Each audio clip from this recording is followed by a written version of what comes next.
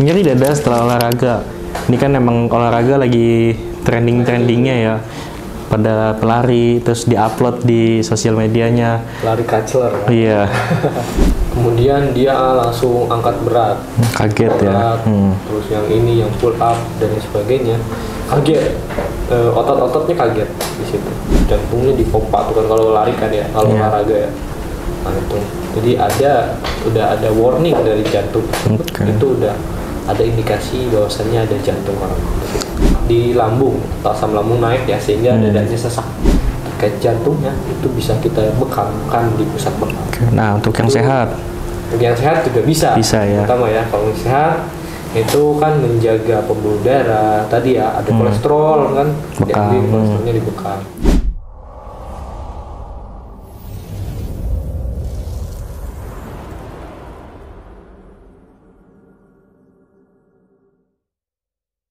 Assalamualaikum warahmatullahi wabarakatuh. Baik lagi bersama kita di podcast Bincang Sehat bersama Pusat Bekam.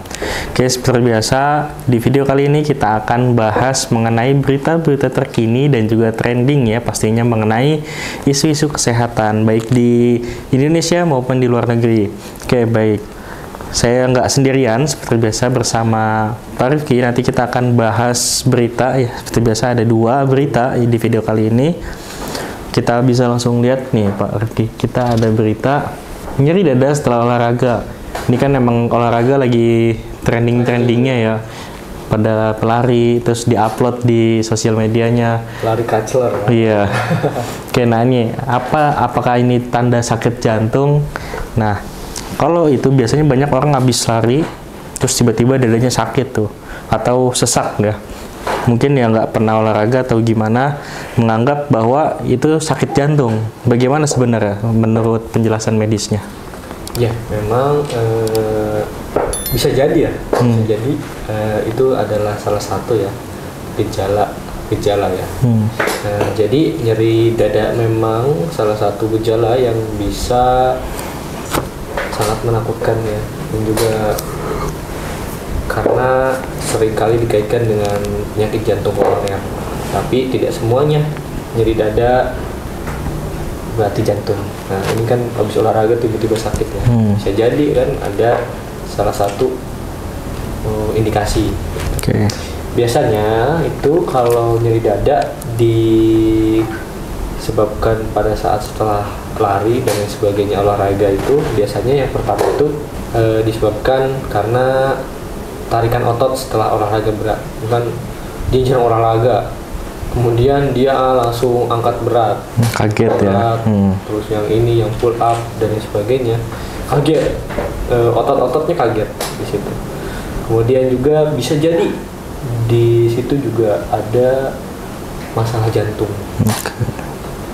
Kemudian juga bisa jadi juga ada masalah di lambung, asam lambung naik ya, sehingga dadanya sesak. Sini. Kemudian bisa juga infeksi paru. Paru juga. Bahkan mungkin kasus seperti herpes kulit yang terasa nyeri di dada, bisa jadi seperti itu. Namun bila nyerinya itu muncul saat aktivitas, terasa menekan, kemudian menjalar ke leher sampai dari sini sampai ke leher, atau bahkan bahu kanan atau kiri, disertai keringat dingin, hilang, dan ketika istirahat itu hilang, itu khas gejala penyakit jantung koroner. Kan jantungnya dipompa tuh kan kalau lari kan ya, kalau olahraga ya. Nah itu, jadi udah ada warning dari jantung. Itu udah ada indikasi bahwasannya ada jantung orang. Oke, jadi ciri khas munculnya itu saat olahraga ya biasanya, atau lagi aktivitas yang berat mungkin ya. Nah, terus kalau seperti itu, apa faktor resiko orang bisa terkena penyakit jantung koroner ini, Pak? Banyak sekali ya faktor resiko di penyakit jantung ini. Yang pertama mungkin banyak sekali jantung ini menyerang pada perokok. Jadi biasanya itu orang yang merokok itu mempercepat kerusakan pembuluh darah. Nah, itu yang merokok ya, Bapak Ibu sekalian, kalau misalkan memang ada yang punya penyakit jantung, hindarilah merokok dan atau hindari para perokok tersebut karena ya sangat bisa merusak pengaruh ya. Oke. Kemudian yang kedua itu kolesterol tinggi. Oke, kolesterol juga ya. Nah, kolesterol itu kan plak ya. Plak biasanya ada di arteri-arteri. Nah, itu bisa menimbulkan plak-plak di arteri sehingga menyumbat peredaran darah. Nah, situ. Kemudian yang ketiga mungkin hipertensi. Hipertensi itu kan menekan pembuluh darah. Hipertensi. Darah tinggi ya. Darah tinggi biasanya ya. Kemudian yang keempat itu diabetes. Ya, karena diabetes itu salah satu penyakit yang bisa mempercepat kerusakan organ di situ. Salah satunya mungkin bisa merusak jantung dan lain sebagainya. Yang kelima itu bisa jadi ada riwayat dari keluarga. Nah, itu mungkin bisa dicek sendiri apakah ibunya atau bapaknya atau kakek neneknya dan lain sebagainya itu punya penyakit jantung atau tidak. Nah, itu jika ada berarti itu memang udah riwayat ya di situ. Nah, penyakit jantung koroner ini itu tidak muncul secara mendadak. Biasanya ada prosesnya. Jadi orang yang tampak sehat kalau punya faktor risiko ini tetap berisiko. Jadi ada prosesnya. Oke, luar biasa ini penjelasannya mengenai nyeri dada ya, yang biasa dikaitkan dengan penyakit jantung koroner. Nah, setelah ini coba kita bahas ya, tadi udah kita bahas mengenai resikonya seperti apa dan juga faktornya seperti apa. Nah, coba kita masuk ke sisi Tibun Nabawinya nih. Nah, bagaimana, ada nggak sih cara pengobatan ala sunnah dalam mencegah masalah jantung ini, Pak? Oke, dalam teori Tibun Nabawi sendiri memang ada beberapa ya yang mungkin bisa kita terapkan. Itu salah satunya itu ada namanya terapi bekam. Di pusat bekam sendiri memang ada ya pengobatan yang seperti itu. Nah, itu bisa juga untuk mengurangi risiko sumbatan pembuluh darah. Nabi Muhammad Rasulullah SAW sendiri pernah bersabda tentang manfaat besar bekam untuk kesehatan sendiri ya. Nah, itu salah satu bisa jadikan kita untuk sehat ya. Dan juga bisa juga mengobati jantung koroner ini. Bagi mungkin Bapak Ibu yang sekalian yang punya keluhan terkait jantungnya, itu bisa kita bekamkan di pusat bekam. Nah, untuk yang sehat juga bisa ya. Pertama ya, kalau sehat itu kan menjaga pembuluh darah tadi ya, ada kolesterol kan diambil, kolesterolnya dibekam.